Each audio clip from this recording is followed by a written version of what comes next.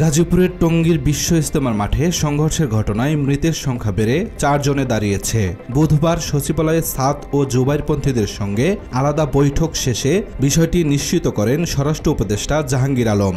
এ সময় তিনি আরও বলেন, হত্যাকাণ্ডে জড়িতদের দ্রুত আইনের আওতায় আনা হবে। যারা হত্যাকাণ্ডের সাথে জড়িত তাদের তো অবশ্যই আইনের আওতায় আনতে হবে, এতে তো কোনো ছাড় দেওয়ার কোনো অবকাশ নাই। স্বরাষ্ট্র মন্ত্রণালয়ের সভাকক্ষে উপস্থিত ছিলেন বাংলাদেশ খেলাফত মজলিসের মহাসচিব মাওলানা মামুনুল হক। বৈঠক শেষে মামুনুল হক সাদপন্থীদের সন্ত্রাসী সংগঠন আখ্যায়িত করে নিষিদ্ধের দাবি করেন।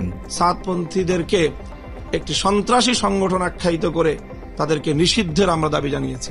এ সময় আগামীকাল বৃহস্পতিবার টঙ্গী অভিমুখে লং মার্চ কর্মসূচি বাতিলের আভাস দিয়ে মামুনুল হক বলেন, কাকরাইলে আলেম ওলামাদের সঙ্গে আলোচনা করে পরবর্তীতে এ বিষয়ে ঘোষণা দেওয়া হবে। সেখানে গিয়ে তাদের সাথে আলোচনা করব এবং আলোচনা করে আমরা আগামীকালকে কর্মসূচির ব্যাপারে চূড়ান্ত ঘোষণা আমরা দিব। এদিকে ইজতেমার মাঠে অনাকাঙ্ক্ষিত এই ঘটনার বিষয়টি নিয়ে কথা বলেছেন জুলাই শহীদ স্মৃতি ফাউন্ডেশনের সাধারণ সম্পাদক সার্জিস আলম। তিনি অভিযোগ করেন, আলোচনার জন্য একমত হলেও কথা রাখেননি সাদপন্থীরা।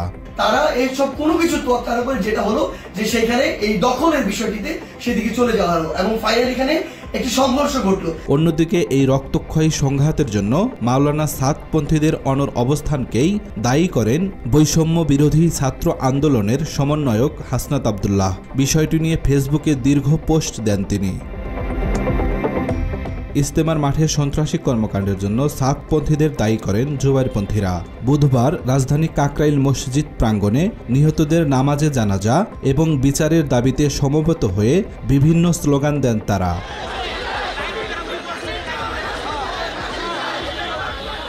মঙ্গলবার রাতের ওই ঘটনার বর্ণনা দিতে যেয়ে আবেগ আপ্লুত হয়ে পড়েন প্রত্যক্ষদর্শীরা। এ সময় তারা দৃষ্টান্তমূলক শাস্তি দাবি করেন হামলাকারীদের।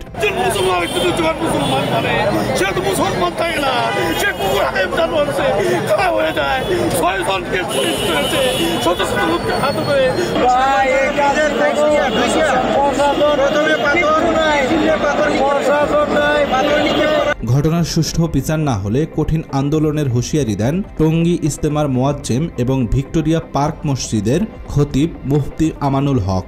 সারা বাংলাদেশ থেকে এবং ঢাকা শহরের 8 পয়েন্ট থেকে আমরা লং মার্চ পায়ে হেঁটে টঙ্গীর ময়দানে গিয়ে সমবেতভাবে জোহরের নামাজ আদায় করব। মঙ্গলবার দিবাগত রাতে সংঘর্ষে ইজতেমা ময়দানে হতাহতের ঘটনা ঘটে। তাৎক্ষণিকভাবে 2 জনের মৃত্যুর খবর পাওয়া গেলেও সেই সংখ্যা বেড়ে 4 জনে দাঁড়ালো। পরবর্তী নির্দেশ না দেওয়া পর্যন্ত টঙ্গীতে ইজতেমা মাঠে জনসাধারণের প্রবেশে নিষেধাজ্ঞা দিয়েছে গাজীপুর মহানগর পুলিশ। গাজীপুর মহানগর পুলিশের কমিশনার নাজমুল করিম গণবিজ্ঞপ্তি জারির মাধ্যমে এ নির্দেশনা দেন। তারপর থেকে অনেকটাই স্বাভাবিক পরিস্থিতি বিরাজ করছে ইজতেমা মাঠ প্রাঙ্গণে। আব্দুল্লাহ শেখ, বাংলা এডিশন, ঢাকা।